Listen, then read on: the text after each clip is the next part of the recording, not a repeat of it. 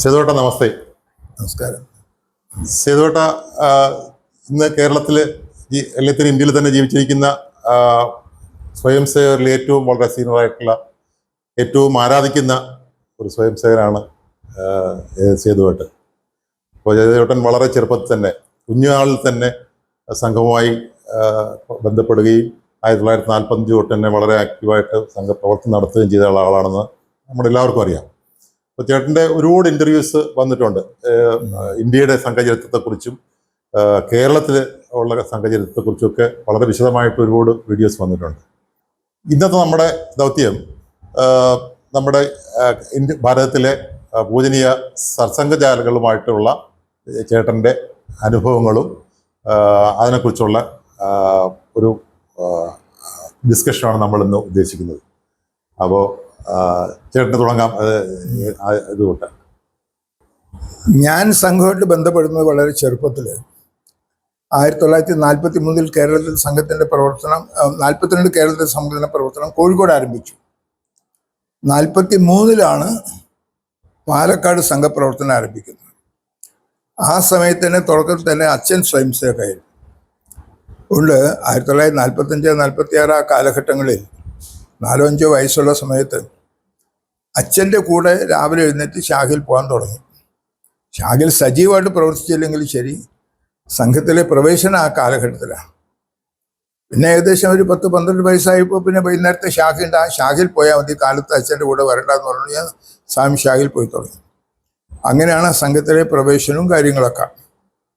പിന്നെ സംഘത്തിൽ സ്വാഭാവികമായിട്ട് സംഘത്തിൻ്റെ പ്രവർത്തനത്തിൽ വരുന്ന ഒരു 17-18 വയസ്സ് ഞാൻ സംഘത്തിൻ്റെ പ്രചാരകനായി പ്രവർത്തിച്ചു തുടങ്ങി. പൂജനീയ സർസംഘജാലം എന്ന് വെച്ചാൽ ആദ്യ സർസംഘജാലം 1940 സംഘത്തിൽ കേരളത്തിൽ സംഘം എത്തുന്നതിന് മുമ്പ് അദ്ദേഹം ലോകത്തോട് യാത്ര പറഞ്ഞിരുന്നു. പിന്നീട് പരമപൂജനീയ ഗുരുജി സർസംഘജാലകായി. പൂജനീയ ഗുരുജി അദ്ദേഹത്തിൻ്റെ ആ സർസംഘജാലകായൻ കഴിഞ്ഞ ശേഷം അദ്ദേഹത്തിൻ്റെ പ്രധാനമായിട്ടുള്ള ദൗത്യം ഡോക്ടർജിയിൽ നിന്ന് ഏറ്റെടുത്ത സംഘത്തെ ഭാരത വ്യാപകമായിട്ട് വളർത്തുക എന്നുള്ളതായിരുന്നു. പൂജനീയ ഗുരുജി അദ്ദേഹത്തിൻ്റെ മാതാപിതാക്കളുടെ 8ാമത്തെ പുത്രനായിരുന്നു. 7 പുത്രന്മാരും ചെറുപ്രായത്തിൽ തന്നെ അവർ മരിച്ചുപോയി. ഗുരുജി മാത്രമാണ് ഉണ്ടായിരുന്നത്. ഗുരുജിയുടെ ഇതിനെക്കുറിച്ച് അസാമാന്യമായിട്ടുള്ള ബുദ്ധിശാലിയായിരുന്നു. അതുകൊണ്ട് വളരെ ചെറുപ്പത്തിൽ തന്നെ അദ്ദേഹം അസാമാന്യമായിട്ടുള്ള അദ്ദേഹത്തിൻ്റെ പ്രതിഭ പ്രകടമാക്കിയിരുന്ന അനവധി സംഭവങ്ങൾ. അതിലൊരു കാര്യം, ചെറുപ്പത്തിൽ തന്നെ അദ്ദേഹം ഒരു ക്രിസ്ത്യൻ സ്കൂളിലാണ് പഠിച്ചത്. അതുകൊണ്ട് ബൈബിളൊക്കെ വളരെ ചെറുപ്പത്തിൽ തന്നെ പഠിച്ചിരുന്നു. അദ്ദേഹത്തിൻ്റെ ഒരു ഇസ്ബർട്ട് കോളേജ് എന്ന് പറയുന്ന ഒരു കോളേജിൽ അദ്ദേഹത്തിൻ്റെ അധ്യാപകൻ വന്നിട്ട് ബൈബിൾ സംബന്ധിച്ച ചില കാര്യങ്ങൾ വിശദീകരിച്ച സമയത്ത് ഈ കുട്ടി പറഞ്ഞു, ആ ബൈബിളിൽ അങ്ങനെ അല്ല പറയുന്നത്. ഇപ്പോൾ പാതിരിയാണ് സംസാരിക്കുന്നത്. അപ്പോൾ ഉടനെ തന്നെ ബൈബിൾ കൊണ്ടുവന്നു. ബൈബിൾ കൊണ്ടുവന്ന സമയത്ത് ഇദ്ദേഹം മാധവ സദാശിവ ഗോൾവൽക്കർ എന്നാണ് അദ്ദേഹത്തിൻ്റെ പേര്. അദ്ദേഹം പറയുന്നതാണ് ശരി. അതുകൊണ്ട് ആ രീതിയിലുള്ള വിവിധ വിഷയങ്ങളെക്കുറിച്ചുള്ള പഠനവും കാര്യങ്ങളും അദ്ദേഹത്തിനുണ്ടായിരുന്നു. അതിനുശേഷമാണ് അദ്ദേഹം ബനാറസ് സർവകലാശാലയിൽ അധ്യാപകനായിട്ട് ചേർന്നത്. സുവോളജി വിഭാഗം, ജന്തുശാസ്ത്ര വിഭാഗത്തിലായിരുന്നു അദ്ദേഹം. ആ സമയത്താണ് നാഗപ്പൂരിൽ നിന്ന് ഭയ്യാജി ദാനി എന്നൊരു വ്യക്തി അവിടെ സംഘപ്രവർത്തനം ആരംഭിക്കാനായിട്ട് പോകുന്നത്. ഭയ്യാജി ദാനി വിദ്യാർത്ഥിയാണ്. പക്ഷേ ഗുരുജിയെ സമ്പർക്കം ചെയ്തിട്ട് ഗുരുജിയെയും സംഘത്തിൽ കൊണ്ടുവന്നു. റെഗുലറായിട്ടുള്ള ഒരു സ്വയം സേവകനായിട്ട് മാറി ഗുരുജി. അപ്പോൾ അദ്ദേഹം തൻ്റെ ശാഖയിൽ കൊണ്ടുവന്ന ഭയ്യാജി ദാനി സംഘപ്രവർത്തനത്തിൽ വ്യാപൃതനായിട്ട് പഠിത്തത്തിൽ വേണ്ട പോലെ ശ്രദ്ധയില്ല, കുറച്ച് പരീക്ഷയിൽ മോശമാകുന്നൊരു തോന്നൽ ഗുരുജിക്ക് തോന്നി.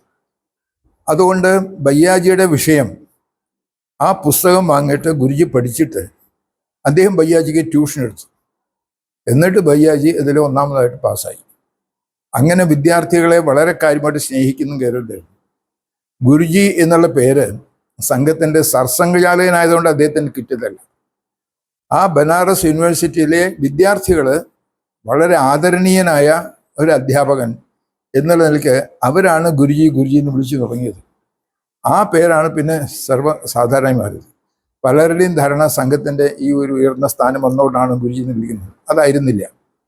അങ്ങനെ വളരെ വിദ്യാർത്ഥികൾക്കെല്ലാം വളരെ പ്രിയങ്കരനായ ഒരു അധ്യാപകൻ ആയിരുന്നു അദ്ദേഹം.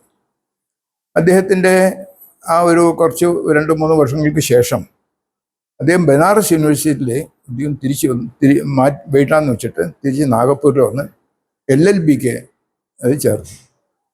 അപ്പോൾ നാഗപ്പൂർ മറ്റു ബനാറസ് വെച്ച് സംഘമായിട്ട് വളരെ ബന്ധമുള്ളതുകൊണ്ട് നാഗപ്പൂരിൽ വന്നാണ് പൂജനെ ഡോക്ടർജിയായിട്ട് വളരെ അടുപ്പം വരികയും ഡോക്ടർജിയുടെ കൂടെ തന്നെ പ്രവർത്തിക്കുന്ന ഒരു സ്വഭാവം.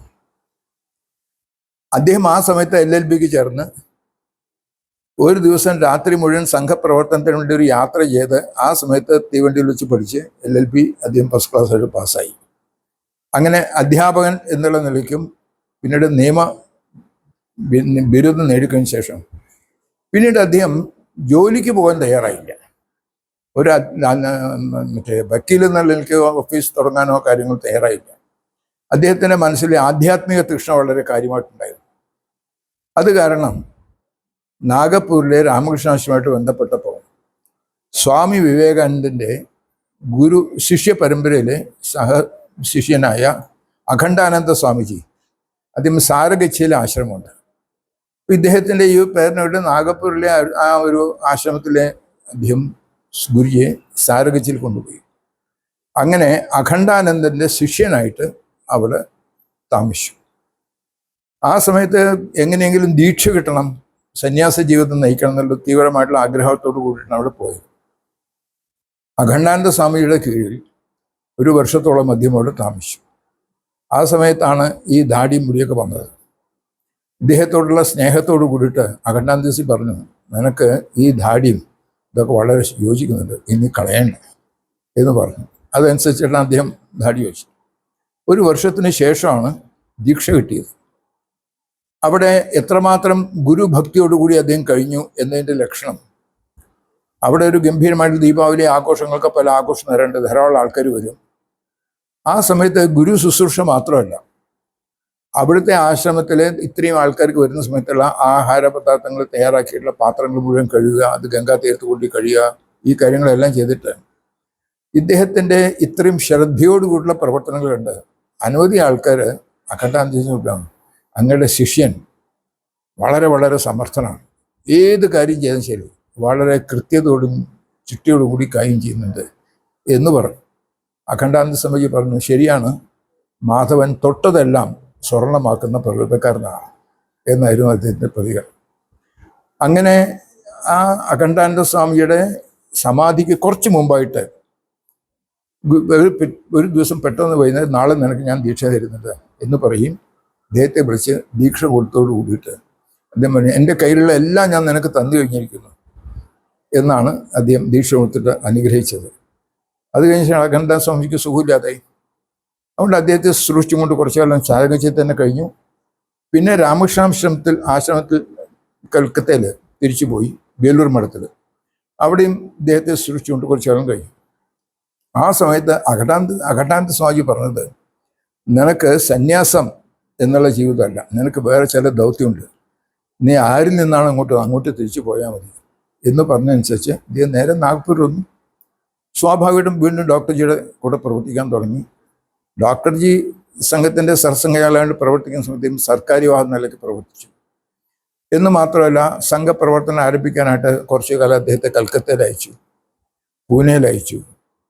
അത് കഴിഞ്ഞ ശേഷം സംഘത്തിൻ്റെ പരിശീലന ശിബിരം വർഷത്തൊന്നാക്കാണ്ട് അതിൻ്റെ സർവാധികാരിയായിട്ട് ഇദ്ദേഹത്തെ ചുമതലപ്പെടുത്തി. ഈ കാര്യങ്ങളോട് കൂടിയിട്ട് സംഘത്തിൻ്റെ ഇടയിൽ വളരെ ഡോക്ടർജിക്ക് വേണ്ടപ്പെട്ട ആളും ആ ഡോക്ടർജിയോടുള്ള ആദരവ് തന്നെ സ്വയം സേവകർക്കും ഗുരുജിയോടുണ്ടായി. പൂജനീയ ഡോക്ടർജിയും സുഖമില്ലാതെ കിടക്കുന്ന സമയത്ത് പൂർണ്ണമായിട്ടും ഡോക്ടറുടെ കൂടെ ശുശ്രൂഷ നടത്തിക്കൊണ്ടായിരുന്നു. അദ്ദേഹത്തിൻ്റെ കൂടെ മറ്റേ ബീഹാറിൽ ഒരു ഉഷ്ണ ജലപ്രവാഹത്തിൽ കഴിക്കാൻ അതൊക്കെ ഗുരുജി കൂടെ പോയിരുന്നു. അങ്ങനെ തീരെ ഡോക്ടർജിയുടെ അസുഖം വളരെ മൂർധന്യത്തിലെത്തിയ സമയത്ത് ഒരു ലംപക് പഞ്ചർ, ഈ ശരീരത്തിൽ നീര് കെട്ടുന്നു, അത് മുഴുവൻ വലിച്ചെടുക്കണം എന്നുള്ളത് ചെയ്യണം. ഇതല്ലാതെ ഭയങ്കരമായിട്ടുള്ള അസഹ്യമായിട്ടുള്ള വേദനയൊക്കെ ഉള്ളപ്പോൾ ഡോക്ടർമാർ വന്നിട്ട് ഇത് ചെയ്യാൻ തീരുമാനിച്ചു. അപ്പോൾ ഡോക്ടർജി സ്വയം ഒരു ഡോക്ടറായ കാരണം ഇതിൻ്റെ അപകടം മനസ്സിലാക്കി. അതുകൊണ്ട് അദ്ദേഹം ഗുരുജിയെ അടുത്ത് വിളിച്ചിട്ട് പറഞ്ഞു, സംഘടനയുടെ പ്രവർത്തനം ഭാവിയിൽ നിങ്ങൾ നോക്കണം. ഞാൻ ലേബർ പച്ചന് വിധേയമാകാം, പക്ഷേ ഈ കാര്യം സംഘടനയുടെ ഭാവി നിങ്ങളുടെ ചുമതലയിലാണ് എന്ന് പറഞ്ഞിട്ടാണ്. അങ്ങനെയാണ് സർസംഘചാലക പദവി ഡോക്ടർ ജി കിട്ടുന്നത്. ലംബർ പങ്ക്ചറോട് കൂടിയിട്ട് ഡോക്ടർ ജിയുടെ കഴിഞ്ഞു. ഇത് കഴിഞ്ഞ് സർസംഘചാലക അദ്ദേഹത്തിൻ്റെ 12ാമത്തെ ദിവസം മറ്റാണ് ഈ സർസംഘചാലക പ്രഖ്യാപിക്കുന്നത്. അത് കഴിഞ്ഞ് ആദ്യത്തെ സർസംഘചാലക പദവി സ്വീകരിച്ച ശേഷമുള്ള ഗുരുജിയുടെ പ്രസംഗം വളരെ വിശേഷപ്പെട്ടതാണ്. അദ്ദേഹം പറഞ്ഞു, ഈ സർസംഘചാലക പദവി എന്നുള്ളത് വിക്രമാദിത്യ സിംഹാസനമാണ്. ഒരു ആട്ടിടയനെ പിടിച്ചുകൂടി ഇരുത്തിയാലും ശരി ന്യായമായി പ്രവർത്തിക്കുള്ളൂ. അതുകൊണ്ട് സർസംഘചാലക പദവി ഞാൻ ഇരുത്തിക്കുന്നു, വർക്ക് ചെയ്യുന്നത് നിങ്ങളാണ്. അതുകൊണ്ട് ആ തരത്തിലുള്ളൊരു ന്യായം പ്രവർത്തിക്കാൻ ഞാൻ അങ്ങേയറ്റം പരിശ്രമിക്കും. ഏതായിരുന്നു ഗുരുജിയുടെ പ്രസംഗത്തിൻ്റെ തുടക്കം. ഗുരുജി ശരിക്കും സംഘത്തിൽ വന്നത് ഒരു സംഘശാഖ തുടങ്ങിയ 5 വർഷങ്ങൾക്ക് ശേഷമാണ്. പക്ഷേ ഡോക്ടർ ജിയുടെ കൂടെ തന്നെ പ്രവർത്തിച്ചിരുന്ന അപ്പാജി ജോഷി, ബാളാസാഹേബ് ദവസ് ഇതുപോലുള്ള ആൾക്കാരുണ്ടായിരുന്നു. അപ്പോൾ ചില ആൾക്കാർ അപ്പാജിയോട് ചോദിച്ചു, അങ്ങ് ഡോക്ടർ ജിയുടെ വലത് കൈയാണെന്ന് ആൾക്കാർ പറയാറുണ്ട്, അതുപോലെ പ്രവർത്തിച്ചിട്ടാണ്. പക്ഷേ അങ്ങ് സംഘത്തിൻ്റെ തുടക്കം മുതൽ ഡോക്ടർ ജിയുടെ കൂടെ ഉണ്ടായിരുന്നു, പക്ഷേ ഇദ്ദേഹത്തെയാണല്ലോ സർസംഘചാലകനാക്കിയത് എന്ന് അപ്പാജിയോട് ചോദിച്ചു. അപ്പാജി അതിന് പറഞ്ഞ ഉത്തരം, ശരിയാണ്, ഞാൻ ഡോക്ടർ ജിയുടെ വലത് കൈയായിരുന്നു, പക്ഷേ ഡോക്ടർ ജിയുടെ ഹൃദയം ഗുരുജിയായിരുന്നു, അതുകൊണ്ടാണ് അദ്ദേഹത്തെ ഏൽപ്പിച്ചത് എന്നുള്ള നിലയ്ക്ക് എല്ലാവർക്കും ആ തരത്തിലുള്ളൊരു ആദരവ് പൂജനീയ ഗുരുജിയോട് ഉണ്ടായിരുന്നു. ഗുരുജി അന്ന് മുതൽ പിന്നെ യാത്ര തുടർന്നു. ഭാരതത്തിലെ എല്ലാ സ്ഥലത്തും വർഷത്തിലൊരിക്കൽ യാത്ര ചെയ്യലും പിന്നെ സംഘത്തിൻ്റെ പ്രവർത്തനം വളർത്തലും കാര്യങ്ങളൊക്കെ ആയിരുന്നു. ഈ രീതിയിലുള്ള സംഘത്തിൻ്റെ പ്രവർത്തനം ആരംഭിക്കുന്നതിന് മുമ്പ് തന്നെയുള്ള പൂജനീയ ഗുരുജിയുടെ ജീവിതം ആഖണ്ഡാനന്ദ സ്വാമിജി പറഞ്ഞ പോലെ ഒരു പ്രത്യേക ദൗത്യം നിർവഹിക്കാൻ വേണ്ടി തന്നെയാണ് എന്നുള്ള നിലയ്ക്കായി. അതുകൊണ്ട് ഡോക്ടർ ജിയുടെ കാലത്ത് 10-15 വർഷം കൊണ്ട് തന്നെ സംഘത്തിൻ്റെ പ്രവർത്തനം ഉത്തര ഭാരതത്തിലൊക്കെ സാമാന്യം വളർന്നു കഴിഞ്ഞെങ്കിലും കേരളത്തിൽ പ്രവർത്തനം ഞാൻ പറഞ്ഞ 1942 താങ്കടിജിയോട് കൂടി വന്നോട് കൂടിയിട്ടാണ്. ആ സമയത്ത് അദ്ദേഹം ഒരു ആഹ്വാനം സ്വയം ചെയ്തു. സംഘത്തിൻ്റെ പ്രവർത്തനത്തിന് വേണ്ടി തങ്ങളുടെ യുവത്വം പൂർണ്ണമായി ചെലവഴിച്ച് പ്രവർത്തിക്കാനുള്ള ധാരാളം കാര്യകർത്താക്കൾ പുറത്തു വരണം, നമ്മുടെ നാടിന്ന് ആവശ്യപ്പെടുന്നു എന്നൊരു ആഹ്വാനം ചെയ്തിരുന്നു. അതനുസരിച്ച് അനവധി യുവാക്കന്മാർ ആ സമയത്ത് സംഘപ്രചാരകന്മാരായിട്ട് പ്രവർത്തിക്കാനായിട്ട് തയ്യാറായി വന്നു. മാന്യ ദത്തോപ്പന്ത് താങ്കടിജി അങ്ങനെ ഒരാളാണ്. കേരളത്തിൽ നിന്ന് മാന്യ ഭാസ്കറോ അദ്ദേഹത്തിൻ്റെ LLB പാസ്സായി കഴിഞ്ഞ ശേഷം മദ്യം മുന്നോട്ട് വരാൻ തയ്യാറായി. അതേപോലെ തന്നെ ഒരു ശിവറാം ജോക്ലേക്കർ, അദ്ദേഹം കോളേജ് പ്രൊഫസറായിരുന്നു, ജോലി രാജിവെച്ച് അദ്ദേഹം മദ്രാസിൽ വന്നു, ഭാസ്കറോ കേരളത്തിൽ വന്നു, താങ്കടിജിയും തുടക്കത്തിൽ കേരളത്തിൽ വന്നിരുന്നു. ഇങ്ങനെ ധാരാളം പ്രചാരകന്മാർ ഭാരതത്തിൻ്റെ നാനാഭാഗങ്ങളിലും സംഘത്തിൻ്റെ പ്രവർത്തനം വ്യാപിപ്പിക്കാനായിട്ട് പോയി. അതുകൊണ്ട് അടിസ്ഥാനപരമായിട്ടുള്ളൊരു പ്രവർത്തനം ഡോക്ടർ ഹെഡ്ഗേവാർ ആരംഭിച്ചെങ്കിലും സംഘത്തിൻ്റെ വ്യാപ്തി മുഴുവൻ ഭാരതത്തിലേക്ക് വ്യാപിച്ചതുകൊണ്ടാണ്. സ്വാഭാവികമായി സംഘത്തിൻ്റെ പ്രവർത്തനം വളർന്നു. 1947 ഭാരതത്തിൻ്റെ വിഭജനം സംഭവിച്ചു. ആ സമയത്ത് സ്വാഭാവികമായി അന്നത്തെ ഒരു മതപരമായിട്ടുള്ള നിലയ്ക്ക് ഭാരതം വിഭജിച്ച സമയത്ത് പാകിസ്ഥാൻ അതിർത്തിയിലുള്ള ഹിന്ദുക്കൾ അരക്ഷിതരായിരുന്നു. അവർക്കൊന്നും ശരിയാണ്. കൂട്ടമായി ഹിന്ദുവും മക്കളുടെ നേരെയുള്ള ആക്രമണം കാരണം ഹിന്ദുക്കൾ അഭയാർത്ഥികളായിട്ട് ഭാരതത്തിലേക്ക് വരുന്നു. അപ്പോൾ പൂജനീയ ഗുരുജിക്ക് ആ സമയത്ത് വളരെ വലിയൊരു ദൗത്യം ഏറ്റെടുക്കേണ്ടി വന്നത് പാകിസ്ഥാനിൽ വരുന്ന ഹിന്ദുക്കളെ രക്ഷപ്പെടുത്തണം. പാകിസ്ഥാനിൽ തന്നെ അവർക്ക് ആക്രമണത്തിന് വിധേയമാകുന്ന ആൾക്കാരെ സുരക്ഷിതമായിട്ട് ഭാരതത്തിൻ്റെ അതിർത്തിയിലേക്ക് കൊണ്ടുവരണം. ആ നിലയ്ക്ക് ഗുരുജി വളരെ വ്യാപകമായിട്ടുള്ള സ്വയംസേവ അന്നൊരു വലിയൊരു ക്യാമ്പ് നമ്മുടെ സംഘത്തിൻ്റെ വർഷം തോറും നടക്കുന്ന OTC നടക്കുന്ന സമയമായിരുന്നു. ആ പഞ്ചാബിൽ ആ സമയത്ത് വലിയൊരു OTC നടക്കുന്നുണ്ടായിരുന്നു. ഭാരതം വിഭജിക്കുന്നതിനെതിരായിട്ട് ശക്തമായൊരു പ്രചരണം, ഭാരതം അഖണ്ഡമായിട്ട് നിലനിൽക്കണം, ഒരു കാരണവശാലും വിഭജിക്കരുത് എന്നൊരു സന്ദേശമായിട്ട് വിഭജന സാധ്യതയുണ്ടെന്ന് അറിഞ്ഞുകൊണ്ട് തന്നെ ഗുരുജി എല്ലാ സ്ഥലത്തും പ്രസംഗിച്ചിരുന്നു. പക്ഷെ അന്നത്തെ സംഘത്തിന് അത്ര ശക്തി ഇല്ലാത്തതുകൊണ്ട് വിഭജനം നടന്നു. ആ സമയത്ത് നമ്മുടെ ആ ക്യാമ്പ് പിരിച്ചു വിട്ടിട്ട് ഗുരുജി അവരോട് പറഞ്ഞു, പഞ്ചാബിൽ വിഭജനത്തിൻ്റെ അതിർത്തി പാകിസ്ഥാൻ അതിർത്തിയുള്ള ഹിന്ദുക്കളെ പൂർണ്ണമായിട്ട് രക്ഷപ്പെടുത്താൻ സ്വയംസേവകർ ജീവൻ കൊടുത്ത് പ്രവർത്തിക്കണം എന്നുള്ള നിലയ്ക്ക് അനവധി സ്വയം സേവകർ ജീവൻ കളഞ്ഞുകൊണ്ട് തന്നെ അവസാനത്തെ ഹിന്ദുവിനെ രക്ഷപ്പെടുത്തുകയും ശേഷമേ സ്വയം സേവകർ അവിടുന്ന് സ്ഥലം വിടാവൂ എന്നായിരുന്നു ഗുരുജിയുടെ ആഹ്വാനം. അതുകൊണ്ട് ആയിരക്കണക്കിന് സ്വയം സേവകർ സ്വയം ജീവന് വെളിപ്പെടുത്തി ധാരാളം ഹിന്ദുക്കളെ കൊണ്ടുവന്നു രക്ഷപ്പെടുത്താൻ പരിശ്രമിച്ചു. ഭാരതത്തിൽ അതേ സമയത്ത് സ്വതന്ത്ര ഭാരതത്തിൽ ലക്ഷാവധി അഭയാർത്ഥികൾ വരുന്ന സമയത്ത് അവർക്ക് താമസിക്കാനുള്ള സൗകര്യം, അവർക്ക് ആഹാരം, അവർക്ക് വസ്ത്രം, അവർക്ക് ചികിത്സിക്കാനുള്ള ഈ കാര്യങ്ങൾ കൊടുക്കാൻ ഗവൺമെൻറ് ഒരു തരത്തിൽ പരാജയപ്പെട്ട സമയമായിരുന്നു.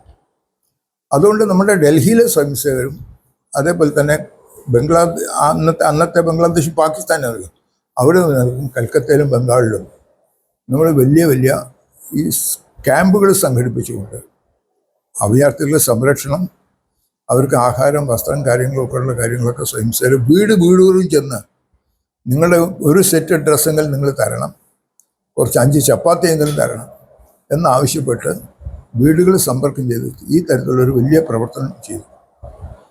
ഇതാണ് ഗുരുജിയുടെ കാലത്ത് നിന്ന് ഒരു കാര്യം. മറ്റൊന്ന് 1948 ജനുവരി മാസം 30 ഗാന്ധിജി വധിക്കപ്പെട്ടു. ഇപ്പോൾ ഇവിടെ കമ്മ്യൂണിസ്റ്റുകാരുടെ കാര്യത്തിൽ പറയുന്നത് കമ്മ്യൂണിസ്റ്റുകാർ RSനെതിരായിട്ടുള്ള ആക്രമണം നടക്കുന്നത് ഗാന്ധിവധം കാരണമാണെന്നൊക്കെ പറയാറുണ്ട്. പക്ഷേ ജനുവരി മാസം 2ാമത്തെ ആഴ്ച 14-15 തീയതികളിലൊക്കെ കേരളത്തിൽ ഗുരുജിയുടെ യാത്രയുണ്ടായിരുന്നു. കോഴിക്കോട്, തിരുവനന്തപുരം ഈ പരിപാടി കഴിഞ്ഞിട്ട് അദ്ദേഹം മധുരയിലൊക്കെ പോയിട്ട് പിന്നെയാണ് മദ്രാസിൽ ജനുവരി മാസം 29 തീയതി എത്തി. 30-ാം തീയതി വരെ എൽഡേഴ്സിൻ്റെ മുതിർന്ന ആൾക്കാരുടെ ഒരു മീറ്റിംഗ് നടത്തിക്കൊണ്ടിരിക്കുന്ന അയാളോട് ചായ കുടിച്ചുകൊണ്ടിരിക്കുന്ന സമയത്താണ് ഇദ്ദേഹത്തിൻ്റെ മഹാത്മാഗാന്ധിയെ വെടിവെച്ച് കൊന്നു എന്നുള്ള വിവരം അറിയുന്നു. ഉടനെ അദ്ദേഹം പരിപാടി നിർത്തി. അദ്ദേഹം ഉടനെ തന്നെ നാഗപ്പൂരിൽ പോയി മഹാത്മാഗാന്ധിയുടെ മകൻ ദേവദാസ് ഗാന്ധിക്കും പണ്ഡിറ്റ് ജവഹർലാൽ നെഹ്റുവിനും പട്ടേലിനൊക്കെ ഗാന്ധിജിയുടെ മരണത്തിൽ അനുശോചനം രേഖപ്പെടുത്തിക്കൊണ്ടുള്ള കത്തയക്കും. ഈ സന്ദർഭത്തിൽ ഭാരതം സ്വതന്ത്രമായ സന്ദർഭമാണ്, വളരെ നല്ല നാടിന് മുന്നോട്ട് കൊണ്ടുപോകാൻ സാധിക്കും. ഈ ഒരു ദുർഘടാവസ്ഥ, ഈ അപകടം ഇത് വളരെ നമ്മളെല്ലാവരും സമചിത്തതയോടുകൂടി പ്രവർത്തിക്കണം എന്ന് പറഞ്ഞ് കത്തയച്ചെങ്കിലും ഗാന്ധി വന്നു കഴിഞ്ഞാൽ നെക്സ്റ്റ് ഡേ ആദ്യം പണ്ഡിറ്റ് ജവഹർലാൽ നെഹ്റുവിന് RSSകാരനാണ് ഗാന്ധിയെ കൊന്ന് എന്നുള്ളൊരു പ്രഖ്യാപനമായിരുന്നു. അതോടുകൂടി സംഘത്തിനെതിരായിട്ടുള്ള അതിഭയങ്കരമായിട്ടുള്ള ആക്രമണങ്ങളും സ്വയംസേവകരുടെ വീട് ആക്രമിക്കുക, കടകൾ ആക്രമിക്കുക, ഇതെല്ലാ കാര്യങ്ങളും നടന്നു. ഗുരുജിക്ക് അറിയാൻ വരുന്നത് അടുത്ത സംഭവിക്കാൻ പോകുന്നതാണ്. ഗുരുജി അറസ്റ്റ് ചെയ്യാൻ സാധ്യതയുണ്ട്. അറസ്റ്റിന് മുമ്പായിട്ട് അദ്ദേഹം എല്ലാ സ്വയംസേവകർക്കും അയച്ച സന്ദേശം B com at all causes എന്നായിരുന്നു. സ്വയംസേവകർ ശാന്തരായിട്ടിരിക്കണം, അനവധി തരത്തിലുള്ള കാര്യങ്ങൾ നടക്കാൻ സാധ്യതയുണ്ട്, ബി കോം എന്നായിരുന്നു. സ്വയംസേവകർ ലക്ഷ്യം പ്രതിപാലിച്ചു. ഈ തരത്തിൽ ഗുരുജി അടക്കം അവർ അറസ്റ്റ് ചെയ്ത് ജയിലിലാക്കി. ഗുരുജിയുടെ റോൾ ഞാൻ കൂടുതൽ വിശദീകരിക്കില്ല. ഗുരുജി സർക്കാരായിട്ട് എഴുത്തുകുത്തം നടത്തിയിട്ട് നിങ്ങൾ ഗാന്ധിയെ കൊന്നവരാണ് RSS നിങ്ങളുടെ കയ്യിൽ തെളിവുണ്ടെങ്കിൽ അത് കോടതിയിൽ തെളിയിക്കുക, കുറ്റം തെളിയിക്കുക, ശിക്ഷ ഇല്ലെങ്കിൽ നിങ്ങളുടെ കയ്യിൽ തെളിവില്ലെങ്കിൽ നമ്മൾ നിരപരാധികളുള്ള ആൾക്കാരെ നിങ്ങൾ അയക്കണം. ഗുരുജിയെ മാത്രമല്ല ഭാരത മാസകൊല്ലം ലക്ഷാവധി ആൾക്കാരെ പോലീസ് അറസ്റ്റ് ചെയ്തു ഗാന്ധി കൊന്നതിന്. ഗാന്ധിയുടെ പേരിലുണ്ടായിരുന്ന ഗുരുജിയുടെ പേരിലുണ്ടായിരുന്ന കേസ് ഗാന്ധി കൊന്ന 302-ാം വകുപ്പ് അനുസരിച്ചുള്ള കേസ് അവരാദ്യം ചാർജ് ചെയ്യാൻ തയ്യാറായിരുന്നു. പിന്നെ അതൊന്നും മാറിയിട്ട് ഗുരുജി കരുതൽ തടഞ്ഞനുസരിച്ച് ജയിലിലായിരുന്നു. ദീർഘകാലം സംഘം നിരോധിക്കപ്പെട്ടു. അങ്ങനെ നിരോധന കാലഘട്ടത്തിൽ വലിയ വലിയ ആൾക്കാരുമായിട്ടൊക്കെ അദ്ദേഹം ബന്ധപ്പെടുകയും ബൈ പോസ്റ്റും കാര്യങ്ങൾക്ക് ധാരാളം ആൾക്കാർ വന്ന് ഗുരുജിയെ കാണാൻ തയ്യാറൊക്കെ ചെയ്ത് അവസാനം സർക്കാരിൻ്റെ കയ്യിൽ യാതൊരു തരത്തിലുള്ള കാര്യമില്ലാത്തതുകൊണ്ട് നിരുപാധികം സംഘത്തിൻ്റെ നിരോധനം തുടങ്ങി. അതിനുവേണ്ടി അത് ഒരു 6 മാസം കാത്തിരുന്നു. സർക്കാർ അനുവദിക്കില്ലെന്ന് കണ്ട സമയത്ത് അദ്ദേഹം സംഘത്തിൻ്റെ സർക്കാരിക ഒളിവിൽ പ്രവർത്തിക്കുന്ന സർക്കാരിനോട് പറഞ്ഞു, ഞാൻ സംഘത്തെ പിരിച്ചുവിട്ടിരുന്നു. ആദ്യമേ തന്നെ ഈ RSS ആണ് ഗാന്ധിയെ കൊന്ന ഗുരുജിയെ അറസ്റ്റ് ചെയ്തവരുടെ സംഘത്തെ പിരിച്ചുവിട്ടു. നിയമം പാലിക്കുന്ന ആൾക്കാരാണ്. പക്ഷേ സർക്കാർ അനുവദിക്കുന്നില്ല. അതുകൊണ്ട് സർക്കാർ ഞാൻ എഴുതി, ഞാൻ RSSനെ പിരിച്ചുവിട്ട വാക്ക് പിൻവലിക്കുന്നു. സത്യമായിട്ടുള്ള നമ്മുടെ ജീവിതത്തിലെ നമ്മുടെ പൗരാവകാശങ്ങൾ സംരക്ഷിക്കാൻ വേണ്ടി എല്ലാവരും സത്യാഗ്രഹം തയ്യാറാകുക. സത്യാഗ്രഹം പൂർണ്ണമായി ശാന്തമായിട്ടായിരിക്കണം. സത്യം തെളിയിക്കുന്നത് വരെ സ്വയംസേവക സത്യാഗ്രഹ പരിപാടികൾ പങ്കെടുക്കാൻ തയ്യാറായി. ഏകദേശം 80,000 ആൾക്കാർ അവർ വിചാരിച്ച RSനെ നിരോധിച്ചു, ഇനി RS പ്രവർത്തനം ഉണ്ടാവില്ല എന്നൊക്കെ വിചാരിച്ചു. പക്ഷേ ഭാരതത്തിൻ്റെ എല്ലാ ഭാഗത്തും, കേരളത്തിലടക്കം അനവധി യുവാക്കന്മാർ സത്യാഗ്രഹത്തിന് പോകാൻ തയ്യാറായി. ആദ്യം സ്വയംസേവരെ അറസ്റ്റ് ചെയ്ത് ജയിലിലാക്കി. കുറേ കഴിഞ്ഞ ശേഷം ജയിലുകൾ നിറഞ്ഞു. ഗാന്ധിജിയുടെ കാലത്ത്, സ്വാതന്ത്ര്യ സമര കാലത്ത് പങ്കെടുത്തതിനേക്കാൾ ആൾക്കാർ സത്യാഗ്രഹത്തിൽ പങ്കെടുക്കാൻ തയ്യാറായി. ജയിലുകൾ നിറഞ്ഞപ്പോൾ അവർ ഇവനെ സ്വയംസേവരെ അടിച്ച് പിരിച്ചുവിടാൻ തയ്യാറായി. അടി കൊള്ളുന്ന സ്വയംസേവരെല്ലാം കൂട്ടുപിടിച്ചിട്ട് കിടക്കോടെ അടി കൊള്ളാൻ തയ്യാറായി. ജനങ്ങളുടെ മുമ്പിൽ ഭയങ്കരമായിട്ടുള്ള ആ അക്രമത്തിനെതിരായിട്ടുള്ള വിരോധമുണ്ടായി. കുറേ കഴിഞ്ഞ് സ്വയംസേവരെ അറസ്റ്റ് ചെയ്തുകൊണ്ട് വിട്ട് പല ഉൾപ്രദേശത്ത് വല്ല കാട്ടിലൊക്കെ കൊണ്ടുവിടാൻ തുടങ്ങി, ഒറ്റയ്ക്ക്. ഇതെല്ലാം കഴിഞ്ഞ ശേഷം ഈ ഒരു സ്വയംസേവരുടെ അങ്ങേറ്റത്തെ അനുശാസനബദ്ധമായിട്ടുള്ള സത്യാഗ്രഹം ഇത് കണ്ടപ്പോൾ TRV ശാസ്ത്രി അതുപോലുള്ള പ്രമുഖരായ ആൾക്കാർ അവരിടപെട്ടു. അവർ സംഘം സർക്കാരായിട്ട് സംസാരിക്കാൻ തയ്യാറായി. അവരൊന്നും അനുവദിക്കാൻ തയ്യാറില്ല എന്ന് കണ്ടപ്പോൾ TRV ശാസ്ത്രി സംഘവും ഗവൺമെൻറ്റുള്ള സംസാരത്തെക്കുറിച്ച് മുഴുവൻ കംപ്ലീറ്റ് കാര്യങ്ങൾ തയ്യാറാക്കിയിട്ട് ഒരു പർട്ടിക്കുലർ ഡേ ഇത് പബ്ലിഷ് ചെയ്യണം എന്ന് പറഞ്ഞിട്ട് എല്ലാ പത്രങ്ങൾക്കും അയച്ചു കൊടുത്തു. ആ വാർത്ത വന്നു കഴിഞ്ഞാൽ ഇതുപോലെ ജനത്തിൽ ബഹുമാനപ്പെട്ട ആൾക്കാർ മുഴുവൻ സംഘത്തിന് അനുകൂലമാണെന്ന് വന്ന സമയത്ത് ഒരു ഇതുമില്ലാതെ പിന്നെ സംഘത്തിനെതിരായിട്ടുള്ള നിരോധനം പിൻവലിക്കുകയും ചെയ്തു. ഇതാണ് ഗുരുജിയുടെ കാലത്ത് നടന്ന പ്രധാന രണ്ട് സംഭവങ്ങൾ. സേതോട്ട, കാശ്മീർ ഭാരതവുമായിട്ട് ചേരുന്ന വിഷയത്തിൽ ഗുരുജി വളരെ നിർണായകമായ ഇടപെടൽ നടത്തിയതായിട്ട് കേട്ടിട്ടുണ്ട്. അതിനെക്കുറിച്ച് ചേട്ടൻ്റെ. ശരിയാണ്. ഭാരതം സ്വതന്ത്രമായി കഴിഞ്ഞാൽ തന്നെയുള്ള സമയത്ത് 3 സ്ഥലങ്ങൾ, ഒന്ന് കാശ്മീർ, ഒന്ന് ഹൈദരാബാദ് സ്വതന്ത്രമാകാനുള്ള പരിശ്രമം ചെയ്തിരുന്നു. പിന്നെ അത് ഡയറക്റ്റ് ഇലക്ഷനിലൂടെയായി. കാശ്മീരിലെ മഹാരാജാവിന് മുമ്പിൽ ഭാരതത്തോട് ചേരണമെന്നായിരുന്നു ഒരു ആഗ്രഹം അദ്ദേഹത്തിന്. പക്ഷേ കാശ്മീരിന് നേരിട്ട് ഭാരതവുമായിട്ട് ബന്ധപ്പെടാൻ ജമ്മുവിൽ നിന്ന് റോഡില്ല. പക്ഷേ കാശ്മീരിൻ്റെ മറ്റേ ഭാഗങ്ങൾ മുഴുവൻ പാകിസ്ഥാൻ്റെ അതിൽ വിഭജിച്ച് പോയിരുന്നു. അപ്പോൾ പാകിസ്ഥാനിൽ അവർക്ക് റോഡുള്ളൂ. കേരളത്തിൽ വരാൻ, അവർക്ക് ജമ്മുവിൽ വരാൻ നേരിട്ട് റോഡില്ല. അപ്പോൾ അദ്ദേഹത്തിൻ്റെ മനസ്സിൽ ചിന്ത വന്നു, ഭാരതത്തോട് ചേർന്നാൽ പിന്നെ കാശ്മീർക്ക് രക്ഷിക്കാൻ സാധിക്കില്ല. അതുകൊണ്ട് സ്വതന്ത്രമായിട്ട് നിൽക്കാനുള്ളൊരു അദ്ദേഹം ആലോചിച്ചു. അന്നത്തെ മഹാരാജ. ആ സമയത്ത് സർദാർ വല്ലഭായ് പട്ടേലാണ് പൂജനീയ ഗുരുജിയോട് കാശ്മീർ രാജാവായിട്ട് ഭാരതത്തോട്ട് ലയിക്കാനുള്ള അദ്ദേഹത്തിൻ്റെ മനസ്സ് തയ്യാറാക്കണം. അപ്പോൾ നമ്മുടെ UP-യിലെ പ്രാന്ത സംഘചാലകൻ നരേന്ദ്രജിത് സിംഗ് ജി, അദ്ദേഹത്തിൻ്റെ വിവാഹം ആ കുടുംബത്തിൽ നിന്നാണ് ഉണ്ടായിട്ടുള്ളത്. അതുകൊണ്ട് മറ്റേ കരൺ സിംഗ് അദ്ദേഹത്തിൻ്റെ മഹേന്ദ്ര രാജാവായിട്ട് നേരിട്ട് ബന്ധം ഉണ്ടായിരുന്നു. അതുകൊണ്ട് ഗുരുജി അതുകൊണ്ട് നേരിട്ട് മഹാരാജാവിനെ കാണാൻ പോയി, കാര്യമായിട്ട് സംസാരിച്ചു. അദ്ദേഹത്തിൻ്റെ ഈ വിഷമങ്ങളെ പറഞ്ഞ് സംസാരിച്ചു. ഇന്ത്യ ഗവൺമെൻറ് വേണ്ട തരത്തിൽ ഉള്ള നടപടികൾ സ്വീകരിക്കും, ഭയപ്പെടേണ്ട ആവശ്യമില്ല എന്ന് പറഞ്ഞിട്ട് കാശ്മീർ മഹാരാജാവിനെ ഭാരതത്തോട് ലയിപ്പിക്കാനുള്ള സംഘോഷണത്തിൽ പ്രധാനമായിട്ടും നിർണായക പങ്ക് വഹിച്ചത് അദ്ദേഹമാണ്. പിന്നെ ഗുരുജി അതിനുശേഷമാണ് മഹാരാജ് ഭാരതത്തോട് ചേരാനുള്ള ലെറ്റർ കൊടുത്തത്. പക്ഷെ നിർഭാഗ്യമാണ്, അതനുസരിച്ച് അദ്ദേഹം ആ ഭാരതത്തെ പൂർണ്ണമായിട്ട് ലയിപ്പിക്കുന്നതിന് പകരം അത് ലയിപ്പിക്കാൻ തയ്യാറായെങ്കിലും പണ്ഡിറ്റ് ജവഹർലാൽ ഷെയ്ഖ് അബ്ദുള്ളയോട് വളരെ കൂടുതൽ താല്പര്യമുണ്ടായിരുന്നു.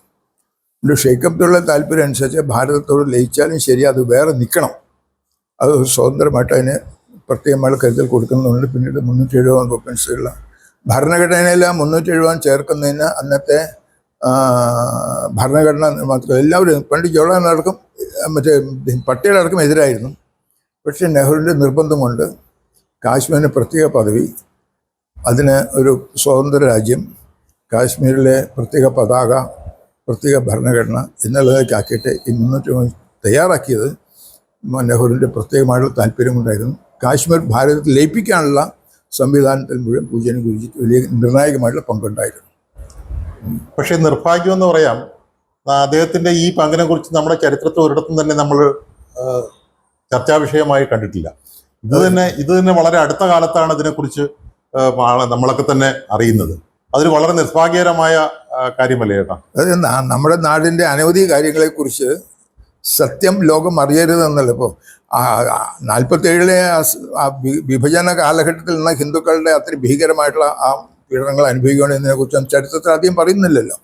അതുകൊണ്ട് പണ്ഡിറ്റ് ജവഹർലാൽ നെഹ്റു പ്രധാനമന്ത്രിക്ക് ശേഷം അദ്ദേഹത്തിന് വിഷമകരം ഉണ്ടാക്കുന്ന പല കാര്യങ്ങളെയും ഒളിച്ചു വെക്കാൻ അദ്ദേഹം തയ്യാറായി. പ്രത്യേകിച്ച് നമ്മുടെ സംഘത്തിൻ്റെ നിരോധനം നീക്കിയ സമയത്ത് പോലും സംഘത്തിൻ്റെ ഭരണഘടന ഇല്ലയെന്ന് ഗവൺമെൻറ് പറഞ്ഞു. ഗവൺമെൻറ് പറഞ്ഞ കാര്യങ്ങളോടെല്ലാം തന്നെ നമ്മൾ തൃപ്തിപ്പെടുത്തി. അതിൻ്റെ അടിസ്ഥാനത്തിൽ ഈ രാഷ്ട്രീയത്തിൽ ഇടപെടില്ലെന്ന് RSS വാക്ക് തന്നിട്ടുണ്ട്. അതിൻ്റെ അടിസ്ഥാനത്തിലാണ് നിരോധനം ഏർപ്പെടുത്തിയത് എന്ന് പറഞ്ഞവർ പ്രചരിപ്പിച്ചിരുന്നു. ഗുരുജി ആ സമയത്ത് പുറത്തിറങ്ങിച്ച ഞങ്ങൾ യാതൊരു തരത്തിലുള്ള വാക്കും സർക്കാരിന് കൊടുത്തിട്ടില്ല. നിരുപാധികമാണ് നിൽക്കുന്നത്. ഗുരുജി ആ സ്ഥലത്ത് എല്ലാ സ്ഥലത്തും പ്രസംഗിച്ചിരുന്നു. പക്ഷേ സത്യമേവ ചെയ്തതെന്നാണെങ്കിലും അസത്യത്തിൽ അധിഷ്ഠിതമായ പ്രചരണത്തിൽ കൂടിയിട്ടാണ് കോൺഗ്രസ് മുന്നിൽ. അതിൻ്റെ ഭാഗമാണ് ഈ കാശ്മീർ കാര്യത്തെ സംബന്ധിച്ചും ജനങ്ങളുടെ അറിയാത്തത് ഒളിച്ചു വെച്ചവര്. നിർഭാഗ്യകരമായ എന്ന് പറയാം, അന്ന് ഈ സോഷ്യൽ മീഡിയ ഒന്നും ഇല്ലായിരുന്നത് അവിടെ സ്തുതിപാഠകർക്ക് വളരെ ഹെൽപ്ഫുള്ളായി, സൗകര്യമായത്.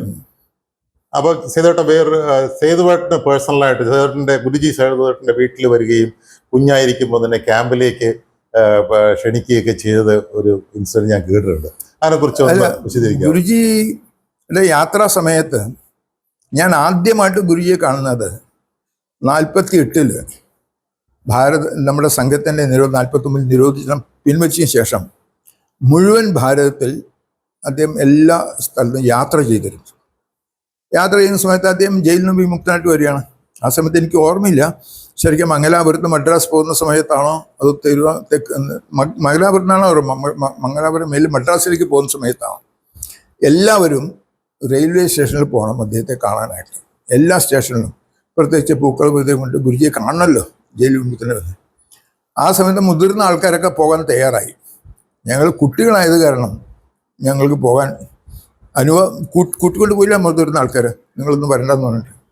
അപ്പോൾ ഞങ്ങളുടെ ശാഖയിൽ അങ്ങനെ ഗുരുജിയെ കാണാനായിട്ട് മുതിർന്ന ആൾക്കാർ പോകുന്നിരുന്നാലും വിവരം കിട്ടി. അതുകൊണ്ട് ഞങ്ങളൊരു സെറ്റ് കുട്ടികൾ അവർ കൂടെ കൂട്ടിക്കൊണ്ട് പോയില്ലെങ്കിലും ഗുരുജിയെ കാണാനുള്ള ആഗ്രഹമുള്ളതുകൊണ്ട് വളരെ പിന്നിൽ അങ്ങനെ കുറേ വിട്ട് പോയി. കുറച്ച് കഴിഞ്ഞ ശേഷമാണ് ഞങ്ങൾ പറയുന്നതെന്ന് മുതിർന്ന ആൾക്കാരാണ്. പിന്നെ അവർ ഞങ്ങളെ കൂട്ടി. അതുകൊണ്ട് ഗുരുജിയുടെ അടുത്ത് അവിടെ ഗുരുജി റെയിൽവേ സ്റ്റേഷൻ കാണുന്നു, എല്ലാവരും പൂക്കളൊക്കെ എറിയുന്നുണ്ട്. അപ്പോൾ നമ്മളൊക്കെ കൊച്ചു കുട്ടികളായ കാരണം പിന്നെ ഗുരുജി മിസ്യൂസ് നമ്മളെ മുള്ളിൽ വിളിച്ചു. അപ്പോൾ ഗുരുജിയുടെ തലോടൽ അനുഭവിക്കാനുള്ള അനുഭവം ആ സമയത്തുണ്ടായി. അതാണ് ഗുരുജിയായിട്ടുള്ള ആദ്യത്തെ അനുഭവം. പക്ഷേ ഗുരുജിയെ കുട്ടി അച്ഛനൊക്കെ പറഞ്ഞു കേട്ടിട്ടുള്ളൂ. പിന്നീട് എല്ലാ വർഷവും ഗുരുജി യാത്ര ചെയ്യാറുണ്ട്. ഗുരുജി ഞങ്ങളുടെ വീട്ടിൽ വന്നിട്ടില്ല. പക്ഷേ ഗുരുജി പാലക്കാട് വരുന്ന സമയത്തൊക്കെ അമ്മയും നമ്മുടെ വീട്ടിലെ മറ്റ് സഹോദരിമാർക്ക് ഗുരുജിയെ കാണാനായിട്ട് പോകാറുണ്ടായിരുന്നു. അപ്പോൾ പോകുന്ന സമയത്ത് വെറുതെ പോയില്ല, ഒരു വീട്ടിൽ നിന്ന് ചില പലഹാരങ്ങൾ ഉണ്ടാക്കും. പ്രത്യേകിച്ച് എനിക്ക് ഓർമ്മ ഈ അരിമാവ് കൊണ്ടുള്ളൊരു ഉണ്ട ഉണ്ടാക്കുമല്ലോ, അതാണ് അമ്മ ഉണ്ടാക്കി കൊണ്ടുപോയിരുന്നത്. ഒരു സന്ദർഭത്തിൽ ഗുരുജി വന്ന സമയത്ത് നേരത്തെ അമ്മ അറിഞ്ഞില്ല. പക്ഷെ വന്നു എന്ന് പറഞ്ഞിട്ട് അവിടെ വീട്ടിൻ്റെ അടുത്ത് തന്നെ കാണാൻ പോയി. അപ്പോൾ ഗുരുജി ആദ്യം ചോദിച്ചെന്ന് എന്താ ഒന്നും കൊണ്ടുവരാൻ എന്നാണ്. അപ്പോൾ അമ്മയ്ക്ക് വളരെ വിഷമമായി. അവിടെ പിറ്റേ ദിവസം അമ്മ ചില കാര്യങ്ങളൊക്കെ അവർ പോകുന്നതിന് മുമ്പ് കൊണ്ടുപോയി കൊടുത്തിരുന്നു. അച്ഛനുമൊക്കെ നമ്മുടെ ആദ്യത്തെ സ്വയംസേവകമായിരുന്നു. കാരണം വളരെ നല്ല പരിചയം എല്ലാവരുമായിട്ടുണ്ടായിരുന്നു. അതുകൊണ്ട് ഞാൻ 1956 ആദ്യം OTC പോയത്. ആ സമയത്ത് നമ്മളെ സംഘത്തിൻ്റെ ആൾക്കാരെ ഇത് പരിചയപ്പെടുന്ന സമയത്ത് ഞാൻ എഴുന്നേറ്റ് പരിചയപ്പെടുന്ന സമയത്ത് ശങ്കരേട്ടൻ്റെ മകനാണ് എന്ന് പറഞ്ഞിട്ട് അങ്ങനെ പരിചയം വളരെ അടുത്ത് തന്നെ പരിചയം ഉണ്ടായിരുന്നു. 56 വിവേകാനന്ദ കോളേജിൽ വെച്ചിട്ട് മദ്രാസിൽ OTC ആയിരുന്നു. അതിലായിരുന്നു എൻ്റെ ആദ്യത്തെ OTC. അത് കഴിഞ്ഞ ശേഷം വർഷം തോറും പൂജനെ ഗുരുജി യാത്ര ചെയ്യുന്ന സമയത്ത് കാണാനുള്ള സന്ദർഭം ഉണ്ടായിട്ടുണ്ട്. 1959-60 കാലഘട്ടത്തിൽ ഞാൻ സംഘത്തിലെ OTCക്ക് സെക്കൻഡ് ഇയർ കഴിഞ്ഞ ശേഷം തേർഡ് ഇയറിന് പോകണം 61. അപ്പോൾ ഒരു വർഷം OTC പോകാറുണ്ട്. അപ്പോൾ പാലക്കാട് OTC നടക്കുന്ന സമയത്ത് ഞാൻ ഗുരുജിയുടെ പ്രബന്ധക്കായിരുന്നു. അതുകൊണ്ട് പൂജ്യം ഗുരുജി രാവിലെ എഴുന്നേറ്റിട്ട് എല്ലാ കാര്യം ചെയ്ത് ഗുരുജിക്ക് വേണ്ടി കാര്യങ്ങൾ ചെയ്തു കൊടുക്കാനും എല്ലാം കൂടുതൽ അടുത്ത് അദ്ദേഹത്തിൻ്റെ പ്രബന്ധക നിലയ്ക്ക് പ്രവർത്തിക്കാനും സന്ദർഭം കിട്ടിയിട്ടുണ്ട്. സ്വാഭാവിക സംഘത്തിൻ്റെ പ്രചാരകനായിട്ടുള്ള സമയത്തെല്ലാം തന്നെ എല്ലാ വർഷത്തെ യാത്രയിലും ഒരു പ്രാവശ്യമെങ്കിലും ഗുരുജിയെ കാണുന്നൊരു സമയം. അപൂർവമായിട്ടുള്ള ചില കാര്യങ്ങൾ എനിക്ക് ഓർമ്മ വരുന്നത്, ഞാൻ കോട്ടയത്ത് പ്രചാരക്കായിരിക്കുമ്പോൾ ഗുരുജിയുടെ യാത്രയുണ്ടായി. അപ്പോൾ ഗുരുജിയുടെ പരിപാടി, ആ പരിപാടിയിൽ യോഗജ പരിശീലനത്തിൻ്റെ പ്രകടനം അതിൻ്റെ ശിക്ഷക്ക് ഞാനായിരുന്നു. അപ്പം എൻ്റെ കയ്യിലൊരു ചെറിയ ടവൽ, ഞാൻ സാധാരണ ഒരു ടർക്കി ടവൽ ഇങ്ങനെ കയ്യിൽ വെച്ചിട്ട് നടക്കും. അപ്പോൾ ഈ പരിപാടിയുടെ ശിക്ഷകാർ പ്രവർത്തിക്കുന്ന സമയത്ത് ആ ടവലും വെച്ചിട്ട് ഞാൻ ആജ്ഞയൊക്കെ കൊടുക്കുന്നുണ്ടപ്പോൾ പരമേശ്വരിജി ട്രാൻസ്ലേറ്റ് ചെയ്യാൻ നിൽക്കുന്നു. അപ്പോൾ ഇരുന്നിട്ട് അവർ പ്രസംഗം വെക്കാം. അപ്പോൾ ഈ പ്രകടനം നടന്നുകൊണ്ടിരിക്കുകയാണ് യോഗജാമിന്. അപ്പോൾ ഗുരുജി മറ്റേ പരമേശ്വരനും take the towel from him, ദക്ഷയിൽ നിന്ന് ആട് കുഞ്ഞു കൊടുക്കുന്നവരും പരമേശ്വരി ചെയ്യുന്ന ആൾ വന്നിട്ട് കയ്യിൽ നിന്ന് പെട്ടെന്ന് അത് വെച്ചെടുത്തു. പിന്നീടാണ് പരമേശ്വരി പറയുന്നത്, ഗുരുജി പറഞ്ഞിട്ടാണ്. അപ്പം പരമേശ്വരി പറഞ്ഞു, എനിക്കൊരു സംശയം, ഞാൻ ട്രാവൽ എടുക്കുമ്പോൾ പിന്നെ അത് കയ്യിൽ വെക്കാനായിട്ട് പിടിച്ചു വലി നടക്കുന്ന ഒരു ഭയമുണ്ട്. പക്ഷേ അങ്ങനെ ചില സംഭവങ്ങൾ നമ്മുടെ കേരളത്തെ സംബന്ധിച്ചും ചില സംഗതികൾ പ്രത്യേകമായിട്ട് നമ്മൾ ശ്രദ്ധിക്കേണ്ട ആവശ്യമാണ്. കേരളത്തിലെ ഗുരുജി അനവധി പ്രാവശ്യം യാത്ര ചെയ്തിട്ടുണ്ട്. മിക്കവാറും കേരളത്തിൽ വരുന്ന OTC പരിശീലന ശിബിരം നടക്കുന്ന സമയത്തെല്ലാം തന്നെ നമ്മുടെ സർസംഘചാലക് പ്രണാം എന്നുള്ളൊരു പരിപാടി നടക്കും. ആ സമയത്തെല്ലാം തന്നെ അതിഗംഭീരമായിട്ടുള്ള മഴയുണ്ടാകാറുണ്ട്. 2 or 3 OTCയിൽ പൂജനയായിട്ട് ഗുരുജി മഴ നനഞ്ഞ് ഈ പരിപാടി പങ്കെടുത്തു. അപ്പം ആ സമയത്ത് ഗുരുജി പറയുന്ന ഒരു തമാശയായിട്ടുള്ള കാര്യം, മഴയും ഒരു നല്ല സ്വയംസേവകനാണ്. സംഘത്തിൻ്റെ സർസംഘചാലക് പ്രണാം പങ്കെടുക്കാനായിട്ട് കൃത്യമായിട്ട് മഴയും എത്തിച്ചേരാറുണ്ട് എന്നുള്ള തമാശയിൽ പറയുന്ന സംഗതികളാണ്. കേരളത്തെ സംബന്ധിച്ച് 1-2 കാര്യങ്ങൾ നമ്മൾ ഗുരുജിയുടെ ജീവിതമായിട്ട് ബന്ധപ്പെട്ട സംഗതിയാണ്. ഗുരുജി വർഷത്തിൽ ഒരു പ്രാവശ്യം ആയുർവേദ ചികിത്സയ്ക്ക് വേണ്ടിയിട്ട് അദ്ദേഹത്തിൻ്റെ അവസാന കാലഘട്ടത്തിൽ കേരളത്തിൽ വരാറുണ്ടായിരുന്നു. നമ്മുടെ ഒരു ആയുർവേദ വൈദ്യശാലയിൽ അദ്ദേഹത്തിന് ചികിത്സിക്കാനായി തയ്യാറായി. അപ്പോൾ എല്ലാ കാര്യങ്ങളും കഴിഞ്ഞ ശേഷം അവിടുത്തെ വൈദ്യർ പറഞ്ഞു, ഈ ചികിത്സ വിജയിക്കാൻ വേണ്ടിയിട്ട് അങ്ങ് പ്രാർത്ഥിക്കണം എന്ന് പറഞ്ഞു. ഗുരുജി കുറച്ചു നേരം ഉണ്ടായിരുന്നു. ഗുരുജി പറഞ്ഞു, ഇതേവരെ എൻ്റെ ജീവിതത്തിൽ എനിക്ക് വേണ്ടി ഞാൻ പ്രാർത്ഥിച്ചിട്ടില്ല, എൻ്റെ ശരീരം നന്നാക്കാൻ ഞാൻ എങ്ങനെ പ്രാർത്ഥിക്കുക എന്നായിരുന്നു. വൈദ്യർക്ക് അത്ഭുതമായി. വൈദ്യ ശരി, അദ്ദേഹം മഹാപുരുഷന്മാരെ കുറിച്ച് അവരുടെ ചിന്ത അങ്ങനെയാണ്, നമുക്ക് അദ്ദേഹത്തിന് വേണ്ടി പ്രാർത്ഥിക്കാം എന്ന് പറഞ്ഞ ശേഷമാണ് ചികിത്സ തുടങ്ങിയത്. അതേപോലെ ഒരു പ്രാവശ്യം നമ്മുടെ പട്ടാമ്പിയിൽ ഡോക്ടർ AK വാര്യർ എന്ന അദ്ദേഹത്തിൻ്റെ വീട്ടിൽ താമസിച്ചുകൊണ്ട് അദ്ദേഹത്തിൻ്റെ വീട്ടിൽ തന്നെ ചികിത്സിക്കാനുള്ള സംവിധാനമൊക്കെ ചെയ്തു കൊണ്ടിരുന്നു. ആ സമയത്ത് അദ്ദേഹം വരുന്ന സമയത്ത് തന്നെ ഏതെങ്കിലും നല്ല കാര്യങ്ങൾക്ക് കൊടുക്കണം എന്ന് പറഞ്ഞുകൊണ്ട് അന്ന് ഒരു 25,000 റുപ്യ ഗുരുജിയുടെ കയ്യിൽ ഒരു പ്രമുഖരായുള്ള വ്യക്തി ഏൽപ്പിച്ചു. അങ്ങേക്ക് ഇഷ്ടമുള്ള ഏത് നല്ല കാര്യത്തിന് കൊടുക്കും. അദ്ദേഹം കേരളത്തിൽ വന്ന സമയത്ത് അദ്ദേഹത്തിന് മനസ്സിലാക്കാൻ സാധിച്ചത് കാലടി ശങ്കര കോളേജ് ഉണ്ട്. ആ കോളേജ് ആരംഭിച്ചത് ആഗമാനന്ദ സ്വാമികളാണ്. അതായത് കാലടിയിൽ ശ്രീശങ്കരൻ്റെ പേരിൽ ഒരു കോളേജ് വേണം എന്ന് ചിന്തിച്ചിട്ടാണ് അദ്ദേഹം ആരംഭിച്ചത്. അദ്ദേഹത്തിൻ്റെ പൈസയില്ല. അവരുടെ മങ്കമ്പിലെ ഒരു സ്വാമിയുടെ കയ്യിൽ നിന്ന് അദ്ദേഹം പൈസ വാങ്ങിച്ച്, കടം വാങ്ങിച്ച്, പിന്നീട് തിരിച്ചു കൊടുക്കാൻ നൽകിയ വലിയൊരു തുക വാങ്ങിച്ചിട്ട് ആ കോളേജ് ആരംഭിച്ചു. പിന്നീട് ഇദ്ദേഹത്തിന് തിരിച്ചു കൊടുക്കാൻ സാധിച്ചില്ല. അതിൻ്റെ പേരിൽ ആഗമാനന്ദ സ്വാമിജിയുടെ കേസ് വന്നു. അപ്പോൾ സ്വാമിജിയുടെ പേരിൽ കേസും കാര്യങ്ങളൊക്കെ ആയിട്ട് വളരെ വിഷമാകും. ഈ കാര്യം ഗുരുജിയുടെ ശ്രദ്ധയിൽപ്പെട്ടു. അതുകൊണ്ട് ചികിത്സ കഴിഞ്ഞ ഉടനെ തന്നെ ഗുരുജി ഒരു കാർ എടുത്തിട്ട് അവിടുത്തെ ഡോക്ടർ AK വാര്യരായിട്ട് നേരെ കാലടിയിൽ ആഗമാനന്ദ സ്വാമിജിയെ കാണാനായിട്ട് വന്നു. അങ്ങനെ വന്നു, പൈസയൊക്കെ കൊടുത്തു. അങ്ങനെ കാലടി ആഗമാനന്ദ സ്വാമിജിയും രക്ഷിച്ചു, ആ കോളേജും രക്ഷിച്ചത് ആ തുക ആ സമയത്ത് ഇദ്ദേഹത്തിന് കൊടുക്കാൻ സാധിച്ചുകൊണ്ടാണ്. അതിൻ്റെ ഇടയ്ക്ക് വരുന്ന സമയത്ത് നമ്മൾ എത്ര സമയം എടുക്കുന്നൊക്കെ ചോദിച്ച സമയത്ത് ഡോക്ടറെ വേണ്ടി 2-3 ഗേറ്റ് ഉണ്ട്. ആ ഗേറ്റിൽ പെട്ടാൽ നമുക്കൊരു 1/2-1 മണിക്കൂറൊക്കെ ലേറ്റ് ആകേണ്ടി വരും എന്നൊക്കെ പറഞ്ഞു. അപ്പോൾ ഗുരുജി തമാശ പറഞ്ഞു, no gate will be closed in front of us എന്നായിരുന്നു. പറഞ്ഞ പോലെ അദ്ദേഹം അങ്ങോട്ട് പോകുമ്പോഴും തിരിച്ചു ഒരു ഗേറ്റും ഒന്നുകിലോ നമ്മൾ എത്തുമ്പോഴേക്ക് ആ ഗേറ്റ് തുറന്നു, ഇല്ലെങ്കിൽ നമ്മൾ കടന്ന ശേഷം ഉടൻ തന്നെ ഗേറ്റ് അടയ്ക്കാനുള്ള സാധ്യത. ആ തരത്തിൽ ഗുരുജിയുടെ വാക്കുകൾ എത്രമാത്രം ഒരു സിദ്ധിയുണ്ടല്ലോ ജീവിതത്തിൻ്റെ. ഇത് കഴിഞ്ഞ് നേരെ പട്ടാമ്പിയിൽ എത്തിക്കഴിഞ്ഞ് ഉടനെ തന്നെ ഗുരുജി കേൾക്കുന്നത് നമ്മുടെ സംഘത്തിൻ്റെ അവിടുത്തെ ഒരു പ്രചാരകൻ ഉണ്ടായിരുന്നു, കൃഷ്ണ ശർമ്മജി. അദ്ദേഹത്തെ കമ്മ്യൂണിസ്റ്റ് മുസ്ലിം ഗുണ്ടകൾ ഗംഭീരമായിട്ട് അടിച്ച് അത്യാസന്ന നിലയിൽ ആശുപത്രിയിലാക്കിയിരിക്കുന്നു എന്നായിരുന്നു. ഗുരുജി നേരെ ആശുപത്രിയിൽ നമ്മുടെ ശർമ്മജിയെ കാണാൻ പോയി. കണ്ടു, നോക്കിക്കഴിഞ്ഞ ശേഷം തിരിച്ചു വരുന്ന സമയത്ത് അദ്ദേഹം പറഞ്ഞു, ഒരു കാര്യമുണ്ട്, എന്ത് ശരി, Sharma will not die, he will leave. വളരെ വളരെ അത്യാസന്ന നിലയിൽ നിന്ന് ശർമാജി വിമുക്തനായി. നമ്മുടെ ഈ തിരുവനന്തപുരത്തൊക്കെ ഹിന്ദുസ്ഥാൻ സമാചാരൻ്റെ ചുമതല നോക്കേണ്ട ദീർഘകാലം പ്രവർത്തിച്ചു. ഈ രീതിയിലുള്ള അനുഭവങ്ങൾ കേരളത്തിലും വിശേഷമുണ്ട്. എൻ്റെ വ്യക്തിപരമായിട്ടുള്ളൊരു അനുഭവം കൂടി. 1956 വിവേകാനന്ദ കോളേജ് മദ്രാസിൽ ഫസ്റ്റ് ഇയർ OTC ഞാൻ പോയി. പോയ സമയത്ത് തന്നെ പനിയായിരുന്നു. പനിയായിട്ട് നമ്മൾ ക്യാമ്പിലെ തന്നെ ആശുപത്രിയിൽ പ്രവേശിക്കുക. ഗുരുജി ആ സമയത്ത് ക്യാമ്പിലുണ്ട്. അപ്പോൾ ഗുരുജി പരിപാടിയൊക്കെ കഴിഞ്ഞിട്ട് ആശുപത്രിയിലുള്ള ആൾക്കാരൊക്കെ കാണാനായിട്ട് പോകും.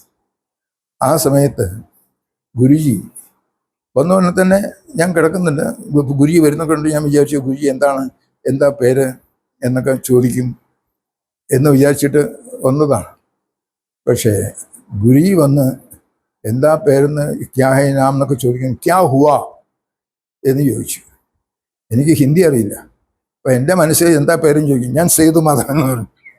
ഗുരുജി പൊടി അറിയാതെ ക്യാ ഹുവാ എന്ന് പറഞ്ഞിട്ട് പിന്നെ അദ്ദേഹം പറഞ്ഞു ഇയാളുടെ പേര് സേതുമാധവനും ഫീവറുമാണ്. ഫീവർ ക്യാ ഹുവാ എന്ന് ഫീവർ വരുന്നതിനും ഹിയർ കംസ് എ ഫീവർ മാൻ എന്നൊക്കെ പറഞ്ഞിട്ട് ഇങ്ങനെ ഇടയ്ക്കിടയ്ക്ക് ആ ഓർമ്മ അദ്ദേഹത്തിനുണ്ടായിരുന്നു. ആ രീതിയിൽ പല കാര്യങ്ങളിൽ നമ്മുടെ മാധവ്ജിയുടെ സിസ്റ്റർ മാരേജ് ചെയ്തിട്ടുള്ളൊരു ഡോക്ടർ അഡ്വക്കേറ്റ് ഗോപിനാഥൻ ഒരിക്കൽ ഗുരുജി യാത്ര ചെയ്യുന്ന സമയത്ത് ഇദ്ദേഹം ഈ കുട്ടിയെ എടുത്തുകൊണ്ട്, അന്ന് കുട്ടിയാണ്, റെയിൽവേ സ്റ്റേഷനിൽ ആഹാരം കൊടുക്കാനായിട്ട് വന്നു. ആഹാരം കൊടുക്കാനായിട്ട് വന്ന സമയത്ത് ഇദ്ദേഹത്തിൻ്റെ മുടിയൊക്കെ ഇങ്ങനെ കിടക്കണ്ടേ. അപ്പോൾ ആ കുട്ടി അച്ഛനോട് ചോദിച്ചു, ഈ ഗുരു എങ്ങനെ ആഹാരം കഴിക്കുന്നു, വായ കാണാനില്ല, ഇതൊക്കെയാണ്. അപ്പോൾ മിണ്ടല്ലേ പറഞ്ഞിരുന്നു. ഗുരു ചോദിച്ചു എന്താ ചോദിച്ചു. അപ്പോൾ ഗുരുജിയുടെ മീശക്കാരനെ വായ കാണാത്തതുകൊണ്ട് എങ്ങനെ ആഹാരം കഴിച്ചു. ഗുരുജി അങ്ങ് പൊട്ടിച്ചിരിച്ചു. കുറേ വർഷം കഴിഞ്ഞ ശേഷം ഈ കുട്ടിയുടെ വിവാഹം, ആ വിവാഹം കഴിഞ്ഞ ശേഷം ഗുരുജിയുടെ യാത്രയിൽ വിവാഹത്തിന് പങ്കെടുക്കാൻ സാധിക്കാത്തതുകൊണ്ട് ആ വീട്ടിൽ പോയി. വീട്ടിൽ പോയപ്പോൾ ആഹാരം കഴിക്കാനിരിക്കുന്നു. അപ്പോൾ ഈ കുട്ടിയാണ് വന്ന് വിളമ്പുന്നത്. അപ്പോൾ ഗുരുജി ചോദിച്ചു, ഇപ്പം ഞാൻ എങ്ങനെ ആഹാരം കഴിയുന്നത് മനസ്സിലായോ? ഇപ്പോൾ ഒരു 10-15 വർഷത്തിന് ശേഷം ആ സംഭവം ഓർക്കുന്നു. ഈ തരത്തിലുള്ള പൂജന് ഗുരുജിയുടെ ഓർമ്മ അത് വളരെ ഷാർപ്പാണ്. ധാരാളം സംഭവങ്ങളുണ്ട്. പക്ഷെ കേരളത്തെ സംബന്ധിച്ചിടത്തോളം ഈ 2 കാര്യങ്ങൾ ആണ് പ്രധാനം. അപ്പോൾ ഗുരുജിയെ സംബന്ധിച്ചുള്ള കുറേ കാര്യങ്ങൾ കൂടി എൻ്റെ മനസ്സിൽ വന്നതുകൊണ്ട് ഞാനത് പറഞ്ഞു മാത്രം. നമ്മുടെ ഒരു പ്രധാനമായിട്ടുള്ള സംഗതി ഗുരുജിയുടെ ജീവിതത്തിൽ വിശ്വ ഹിന്ദു പരിഷത്തിൻ്റെ സ്ഥാപനം, അത് വളരെ പ്രധാനപ്പെട്ട ഒരു സംഗതിയാണ്. പൂജനീയ ഗുരുജി ഒരു സന്യാസി ഒരു ശൈലിയാണല്ലോ അദ്ദേഹത്തിൻ്റെ ജീവിതം.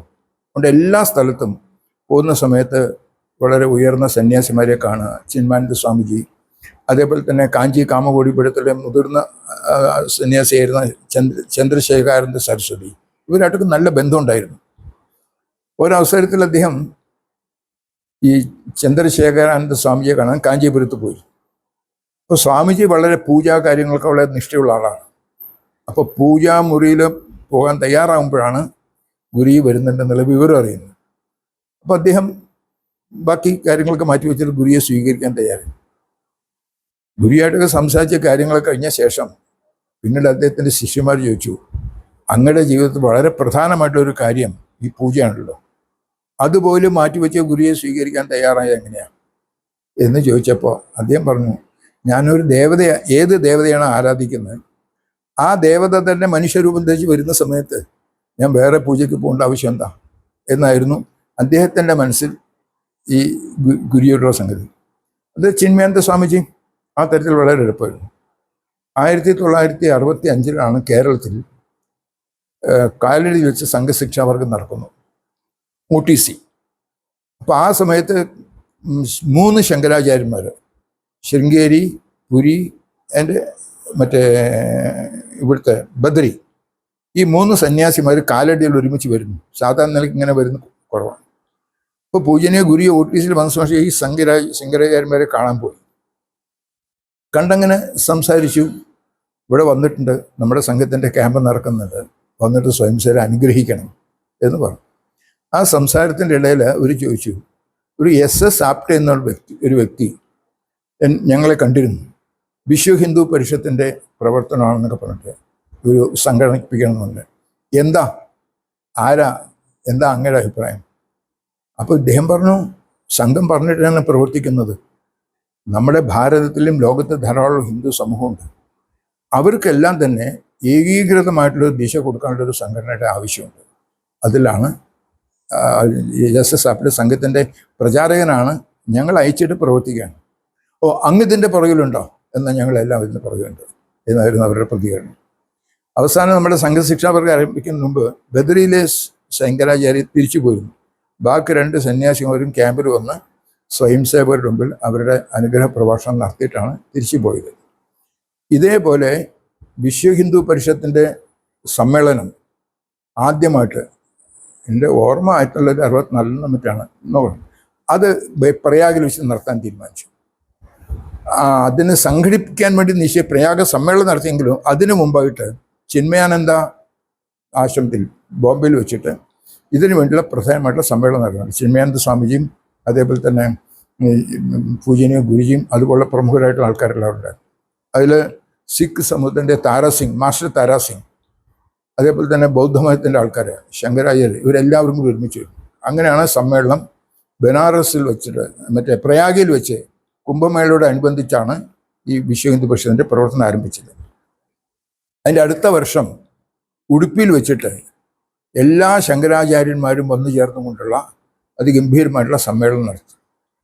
ആ സമ്മേളനം നടന്ന സംഭവം ഹിന്ദു പതിതോർ ഭവേ, ഹിന്ദുക്കൾ ആരും തന്നെ പതിതരല്ല. നമ്മുടെ കൂട്ടത്തിൽ നിന്ന് മതം മാറിപ്പോയിട്ടുള്ള ആൾക്കാരെ നമുക്ക് തിരിച്ചെടുക്കാൻ സാധിക്കണം. അവരുടെ ഘർവാപ്സി എന്നുള്ളൊരു ഐഡിയ വെച്ചാണ് ആ രീതിയിൽ ഒരു സമ്മേളനം വെച്ചിട്ട് അതിനു വേണ്ടിയൊരു പ്രമേയം പാസ്സാക്കണം. ആ സമയത്ത് പുരിയിലെ ശങ്കരാചാര്യ സ്വാമിജി വളരെ ശക്തമായിട്ട് ഈ ഒരു മതം മാറിപ്പോയിട്ടുള്ള ആൾക്കാർ അവർ നഷ്ടപ്പെട്ടതാണ്, അവരെ തിരിച്ചെടുക്കാൻ നമ്മൾ യാതൊരു തരത്തിലുള്ള വിധിയില്ല, നമ്മുടെ ധർമ്മത്തിൽ ഒരു ഗ്രന്ഥത്തിൽ അത് പറയുന്നില്ല എന്ന് പറഞ്ഞ് ശക്തമായിട്ട് വാദിച്ചു. അന്നത്തെ ആ സമ്മേളനത്തിൽ മുഴുവൻ വേദിയിൽ മുഴുവൻ ഇവിടെയൊക്കെ ഇരുത്തിയിട്ട് പൂജനീയ ഗുരുജി ഇരുന്നത് ആ വേദിയിൽ കസേരയില്ലാതെ താഴെയാണ്. അപ്പോൾ പെട്ടെന്ന് തൽക്കാലം ഇനി ഈ പ്രമേയത്തെക്കുറിച്ച് ഇപ്പോൾ ചർച്ച നിർത്താം എന്ന് പറഞ്ഞ് അവിടെ വെച്ച് നിർത്തി. അന്ന് രാത്രി ഗുരുജി നേരെ പുരി ശങ്കരാചാര്യ സ്വാമിജിയുടെ ടെൻറ്റിൽ പോയി. എന്നിട്ട് അദ്ദേഹത്തോട് പറഞ്ഞു, ഹിന്ദു സമാജം ശക്തിയായിട്ട് നിന്നില്ലെങ്കിൽ, ഹിന്ദു സമാജം ഇല്ലെങ്കിൽ പിന്നെ അങ്ങ് ഏത് സമുദായത്തിൻ്റെ ജഗദ്ഗുരുവായിട്ടൊക്കെ ഇരിക്കുക? ഹിന്ദു സമാജം നിലനിന്നാലേ ജഗദ്ഗുരു ഉണ്ടാവുള്ളൂ.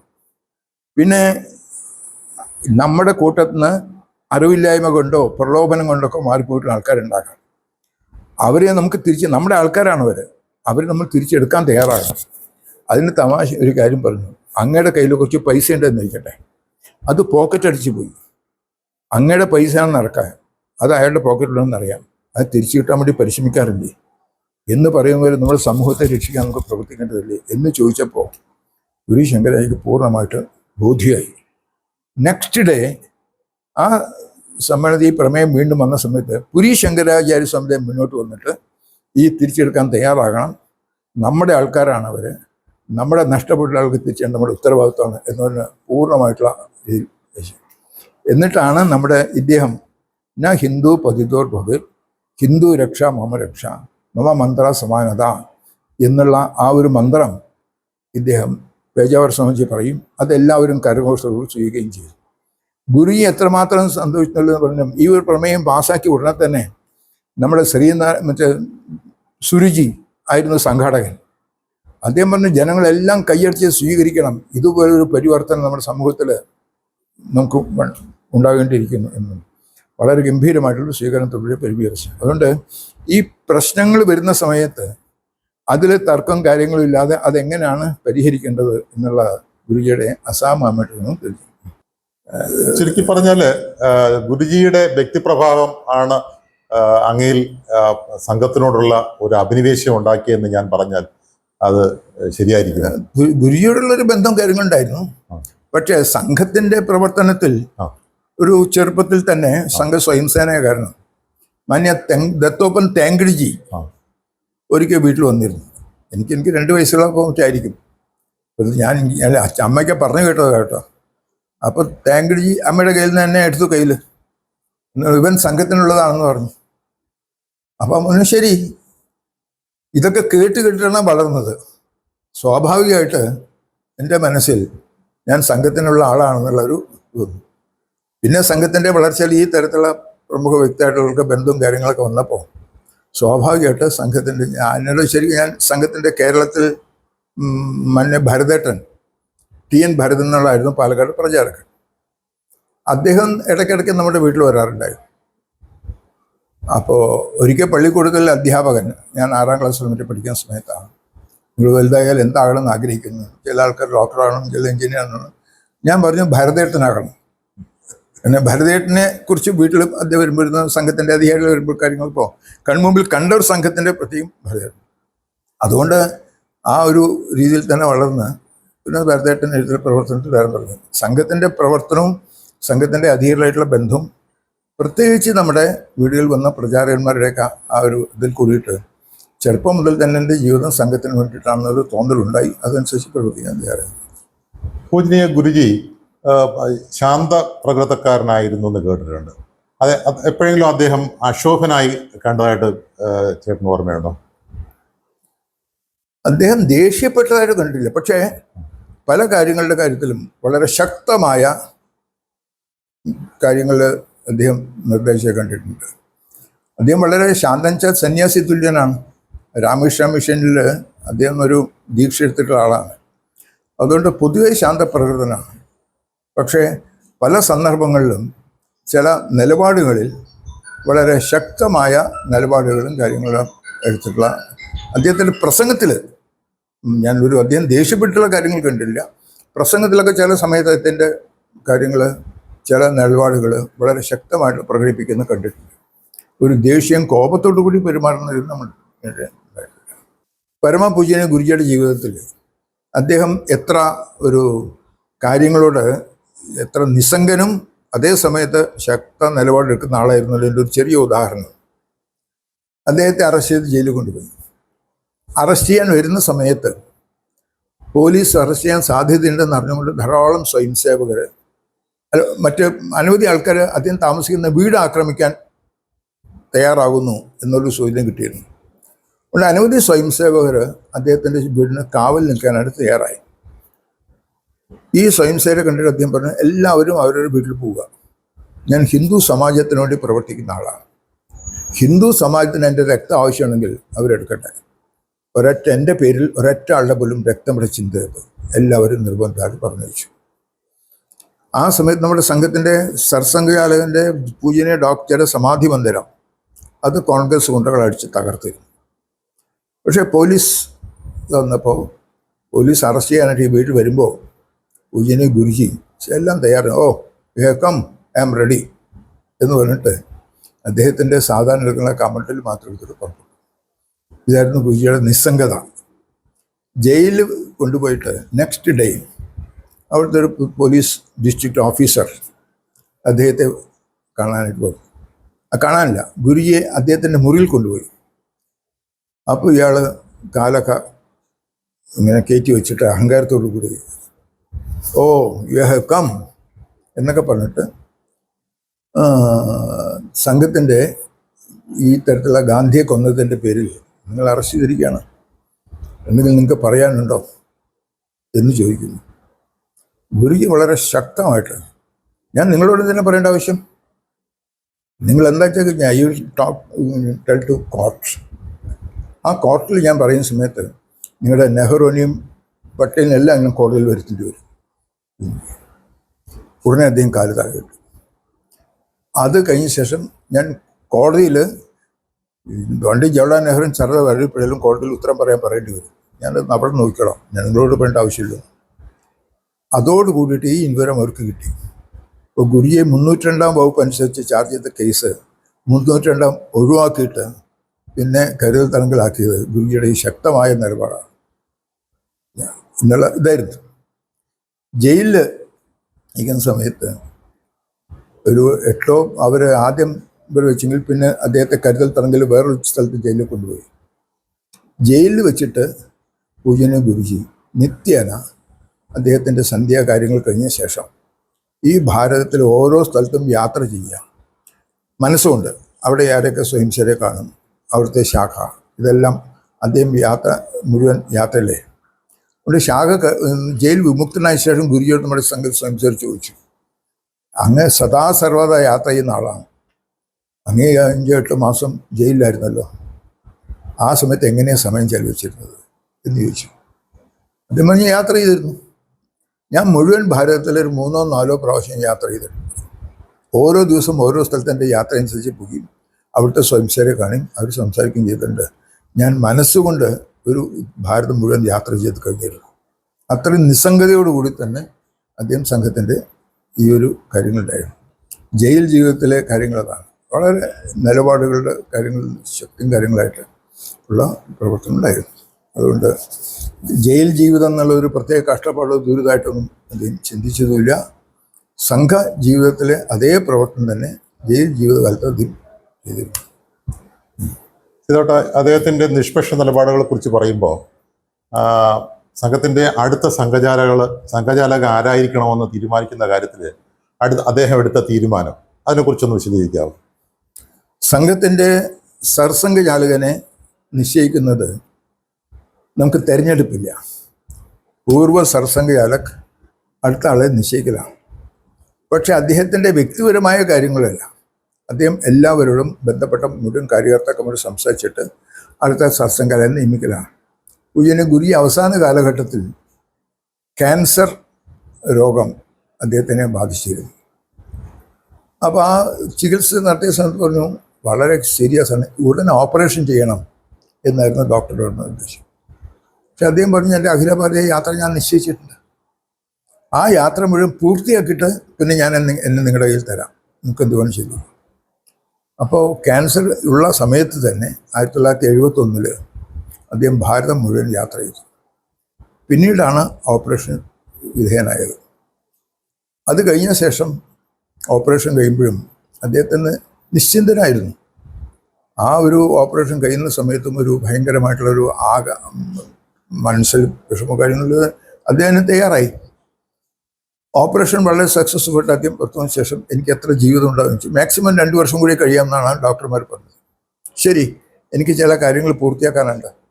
അതുകൊണ്ട് ആ രോഗം ഭേദമായി കഴിഞ്ഞ ഉടനെ തന്നെ അദ്ദേഹം മുഴുവൻ ഭാരതത്തിൽ വീണ്ടും യാത്ര ചെയ്തു. 1973 ആ സമയത്താണ് 1971 മറ്റേ ബംഗ്ലാദേശ് യുദ്ധത്തിന് ശേഷം ഇന്ദിരാഗാന്ധിക്ക് വലിയൊരു അധികാരം കയ്യിൽ വന്നത്.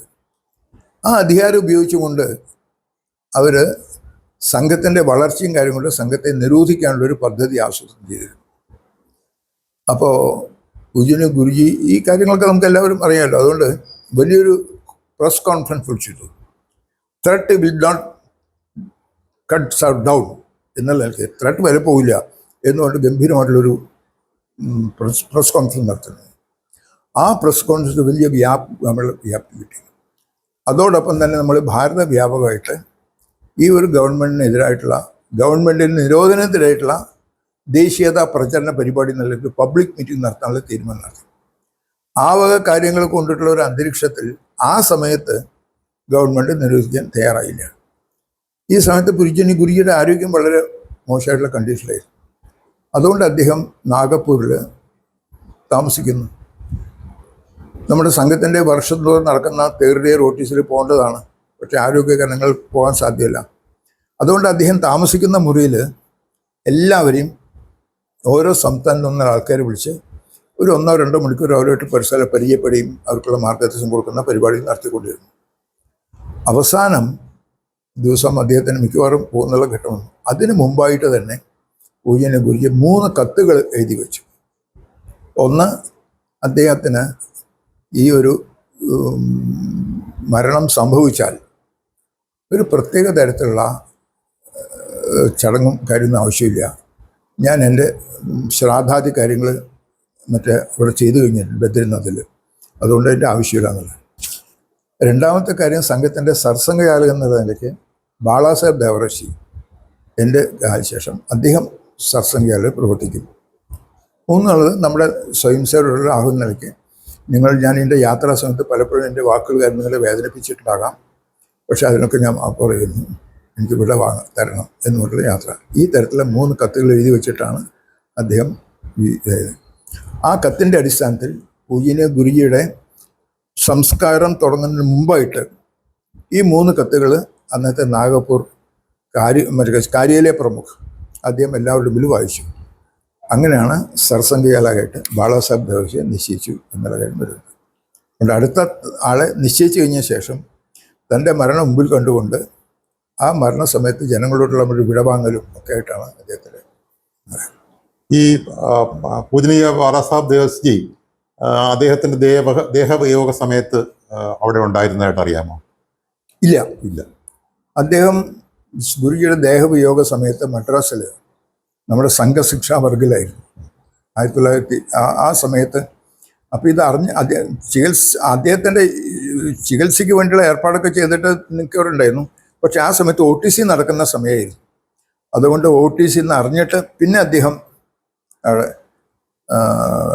ഫ്ലൈറ്റിൽ പോവുകയായിരുന്നു, അവിടെ ഉണ്ടായിരുന്നില്ല. ചുരുക്കത്തിൽ സംഘകാലഘട്ടത്തിൽ പൂജനീയ ഗുരുജിയുടെ കാലഘട്ടം ഒരു സുവർണ കാലഘട്ടം ആയിരുന്നു എന്ന് പറഞ്ഞാൽ അത് ശരിയായിരിക്കില്ലേ? സംഘത്തിന്റെ ഒരു പ്രത്യേക സുവർണ കാലഘട്ടം എന്ന് പറയാൻ പറ്റില്ല. സംഘത്തിന്റെ വളർച്ച, സംഘത്തിന്റെ വ്യവസ്ഥ, ഈ സംസ്ഥാനങ്ങളുടെ വിഭജനം, ഈ വക കാര്യങ്ങൾക്ക് എന്നിട്ട് പൂജനീയ ഡോക്ടർജി സംഘത്തിന്റെ അടിത്തറയിട്ടെങ്കിലും അതിൻ്റെ വ്യാപ്തി, അതോടൊപ്പം തന്നെ ആശയത്തിനുള്ള വ്യക്തത, ഹിന്ദു രാഷ്ട്രം എന്നുള്ളൊരു കാര്യത്തിന് താത്വികമായ വിശദീകരണം കാര്യങ്ങളായിട്ട് മുഴുവൻ ഭാരതത്തിൽ സംഘത്തിൻ്റെ വ്യാപ്തിയും അതേപോലെ തന്നെ താത്വികമായിട്ടുള്ള അടിത്തറയും എല്ലാം സൃഷ്ടിച്ചുകൊണ്ട് ഒരു സുശക്തമായ പ്രവർത്തനം വളർത്തിയതിൽ പൂജനീയ ഗുരുജിയുടെയാണ് കാര്യമായിട്ടുള്ള പങ്കുള്ളത്.